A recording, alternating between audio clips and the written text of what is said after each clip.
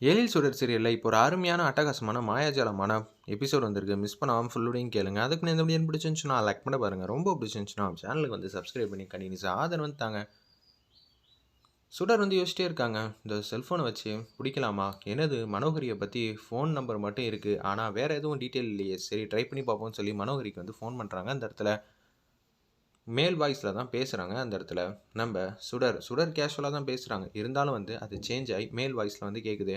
ஏன்னா மேடம், எனக்கு பேசின அமௌண்ட் வந்து தராமல் ஏமாத்துற மாதிரி தெரியுது. நீங்கள் மட்டும் எனக்கு தரலைன்னு வச்சுக்கோங்களேன். அதுக்கப்புறம் நான் எழிலுக்கு வந்து நடந்த விஷயத்தெல்லாம் சொல்லிடுவேன் மேடம். அப்புறம் என் மேலே நீங்கள் வருத்தப்பட்டு 10 பைசா கூட பிரயோஜனம் இல்லைங்கிற மாதிரி அதிரடியாக வந்து பேசுகிறாங்க. அந்த இடத்துல நம்ம சுடர், ஏய் என்னடா மிரட்டுறியா அப்படின்னு சொல்லி கேட்கும்போது, இல்லை மேடம், இப்போ 10 நிமிஷத்துக்குள்ளே நான் அனுப்பிச்ச லொக்கேஷனுக்கு நீங்கள் ஆளுங்க இல்லாமல் தனியாக வந்தீங்கன்னா பிரச்சனை இல்லை. இதுவே வேறு யாரோ வந்தாங்கன்னு வச்சுக்கோங்களேன், அதுக்கப்புறம் நான் உங்களை சும்மா விட மாட்டேன் பார்த்துக்கங்க அப்படின்னு சொல்லும்போது, இது மணியோட வாய்ஸே இல்லை. மணி தான் பணத்துக்கு ஆசைப்பட்டு இந்த ஃபோனை வேற யார்ட்டையே கொடுத்து கேட்குறான் போல இருக்கு. அவனை கடைசியில் வந்து 10 பைசா கூட உதவி செய்யாமல் போயிட்டானே, என்ன மாட்டி விட்ற மாதிரி ஒரு சுச்சுவேஷன் வந்துச்சேங்கிற மாதிரி யோசிச்சுட்டு காரில் கிளம்பலான்னு இருக்கிறப்ப, என்ன மனோகரி, என்ன பாட்டமாக இருக்க அப்படின்னு சொல்லி கேட்குறாங்க. அந்த இடத்துல கனகவேலி பாட்டி, எனக்கு ஒரு முக்கியமான வேலை இருக்குது. நம்ம தொழில் பார்த்துட்ருக்கோம்ல, அந்த இடத்துல பிரச்சனையாக இருக்கான், அட்மிஷன் சம்மந்தப்பட்டது. நான் வந்து போயிட்டு வந்துடுறேன் அப்படின்னு சொல்கிறாங்க. இல்லையம்மா, ஒரு ஃபோட்டோ கூட நீ தெளிவாக வந்து எடுக்கவே இல்லை. பசங்களாம் சும்மா வந்து கலாய்ச்சி விட்டுட்டாங்க. அப்படி இருக்கும்போது நீ 2, 3 ஃபோட்டோவாவது எடுத்துகிட்டு போகலாமேம்மா.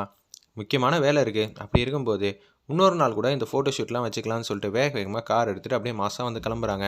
எழில் வந்து ஃபோன் பேசிட்டு வந்து நிற்கிறாங்க. என்னம்மா ஆச்சு, எதுவும் பிரச்சனையா? ஆமாப்பா, ஏதோ பிஸ்னஸ் சம்மந்தப்பட்டது, அட்மிஷனில் ஏதோ பிரச்சனை இருக்குன்னு சொல்லியிருக்கா. அதனால தான் வந்து மனோகரி வந்து வேகமாக போயிட்டுருக்கா. சரிம்மா, இன்னொரு நாள் பார்த்துப்போன்னு சொல்லிட்டு நம்ம எழில் மாட்டுக்கு ரூம்குள்ளே வந்து போயிட்டுருக்காங்க. ஒரு பக்கம் என்னடா அது இப்படி ஆயிடுச்சேங்கிற மாதிரி யோசிக்கும்போது, ஒரு காட்டு பகுதியிலேருந்து மணிங்கிறவங்க ஃபோன் அடிக்கிறாங்க. மணி எதுக்கு இப்போ ஃபோன் அடிக்கிறான்னு சொல்லி எடுத்து பேசுகிறாங்க. என்னடா இப்படி ஒரு காரியம் பண்ணி வச்சுருக்க, பணத்துக்கு ஆசைப்பட்டு என் ஃப்ரெண்டு மூலியமா என்னை ஃபோன் பண்ணி மிரட்டுறியா? மேடம், ஃபஸ்ட்டு சொல்கிறத கேளுங்க. என் ஃபோன் வந்து மிஸ் ஆகிடுச்சு. அதை சொல்ல தான் நான் இப்போ உங்களுக்கு ஃபோன் பண்ணேன். என்னடா சொல்கிறேன், உன் ஃபோன் மிஸ் ஆகிடுச்சா? யாரோ ஒருத்தி வந்திருந்தா என்னை தேடி, உங்களை பற்றி சமாச்சாரத்தை எல்லாத்தையும் வந்து சொல்கிறா. அன்றைக்கி ஹோட்டல் நடந்தது எல்லாத்தையும். அப்படி இருக்கும்போது எனக்கு தூக்கி வாரி போட்டுருச்சா, குடுகுடுன்னு வந்து எஸ்கேப் ஆகி ஓடலான்னு இருக்கிறப்ப ஃபோனை வந்து கீழே போட்டுட்டேன். அந்த ஃபோன் மூலியமாக தான் அந்த பொண்ணு வந்து பேசியிருக்கா. டேய், அவள் ஜென் வாய்ஸில் தானடா பேசுனா. அப்படி இருக்கும்போது எப்பட்றா இதெல்லாம் சாத்தியம் அப்படின்னு சொல்லும்போது, என்கிட்ட சேஞ்ச் பண்ணுறதுக்கு ஏற்ற மாதிரி ஒரு பொருள் இருக்குது மேடம்.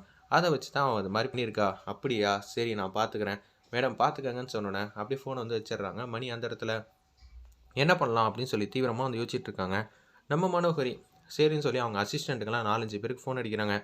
டேய், இந்த லொக்கேஷனில் முதல்ல யார் இருக்கான்னு பாரு. சந்தேகப்படுற மாதிரி யாராவது ஒரு பொண்ணு இருந்தாங்கன்னு வச்சுக்கியேன், பார்த்துட்டு எனக்கு டீட்டெயில் வந்து சொல்லு. சரி மேடம் சொல்லிட்டு அந்த லொக்கேஷனுக்கு வந்து நிற்கிறாங்க. சுடர் தான் நின்றுட்டு இருக்காங்க போல இருக்கு. மனோகரியோட அசிஸ்டண்ட் எல்லாம் பார்த்துக்கிட்டு இருக்காங்க. இது இந்துமதியோட தங்கச்சியாச்சே, இப்போ என்ன பண்ணுறது? சரி முதல்ல மேடம்க்கு வந்து கால் பண்ணுவோன்னு சொல்லி அந்த இடத்துல கால் பண்ணுறாங்க. அந்த இடத்துல யார் நிற்கிறது பார்த்துட்டியா? பார்த்துட்டேன் மேடம், உங்களுக்கு தெரிஞ்ச பொண்ணு தான். எனக்கு தெரிஞ்ச பொண்ணா? யாருடா? சுடர் தான் மேடம், இந்துமதியோட தங்கச்சி. அவங்க தான் நிற்கிறாங்க. சுடர், என் வாழ்க்கைக்குள்ளே பூந்து என்ன நடக்குது ஏது நடக்குதுன்னு தெரிஞ்சுக்கிட்டு இந்த கல்யாணத்தை நிப்பாட்டுற வரைக்கும் நீ போயிட்டியா? அப்படி இருக்கும்போது நான் உன்னை சும்மா விடுவேனா? வாய்ப்பே இல்லைல்ல. உன்னை என்ன பண்ணலாம் அப்படின்னு யோசிக்கும்போது, மேடம் இங்கே ஆள் நடமாட்டம் யாருமே இல்லை. நீங்கள் சொன்னீங்கன்னா கவனமாக பார்த்து பண்ணிடலாம் மேடம் அப்படின்னு சொன்னோன்னே, சரிப்பா பார்த்து அவங்கள அனுப்பிச்சி வச்சிரு. சரியா அப்படின்னு சொன்னும்போது, மிஸ்ஸே ஆகக்கூடாதுப்பா.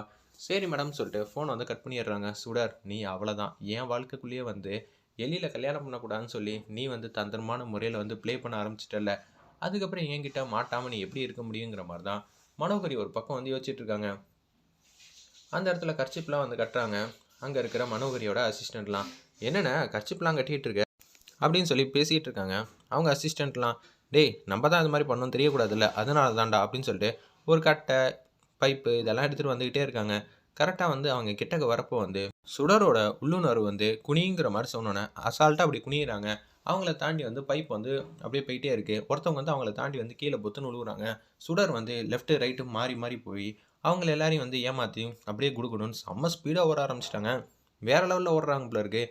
இவங்களால துரத்தையே பிடிக்க முடியாத அளவுக்கு வேகமாக ஓடிக்கிட்டு இருக்காங்க. என்னடா இவ்வளோ வேகமாக ஓடிக்கிட்டு இருக்கா அப்படின்னு சொல்லும்போது, இந்துமதி வந்து பார்த்துட்றாங்க சுடர் வந்து வேகமாக ஓடுறத. என்னது சுடர் வேகமாக ஓடிக்கிட்டு இருக்கா, இவன் எதுக்கு இப்படி ஓடணும்னு பார்த்தா பின்னாடி வந்து 4, 5 பேர் வந்து துரத்துறாங்க.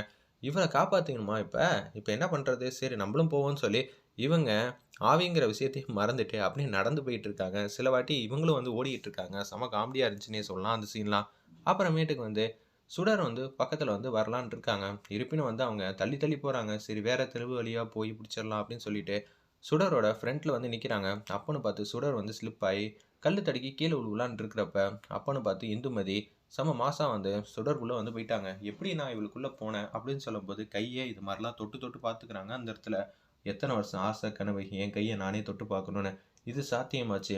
சுடர முதல்ல காப்பாத்துவோம்ன்னு சொல்லும்போது, அவங்க அடிக்கலான்னு ஒருத்தவங்க வந்து வராங்க. அப்பன்னு பார்த்து ஒரே அடி தான். அவங்க வந்து சுருண்டு கீழ விழுந்துர்றாங்க. இன்னும் 2 பேர் இருக்காங்க. அவங்கள அடிக்கலான்னு இருக்கிறப்ப, எக்ஸ்ட்ரானரியா சும்மா மாஸா வந்து சண்ட போட்டு எல்லாரையும் வந்து அடிச்சு துவம்சம் பண்ணிடுறாங்கன்னே சொல்லலாம். அந்த சீன்ல வேற லெவல்ல இருந்துச்சுன்னே சொல்லலாம்.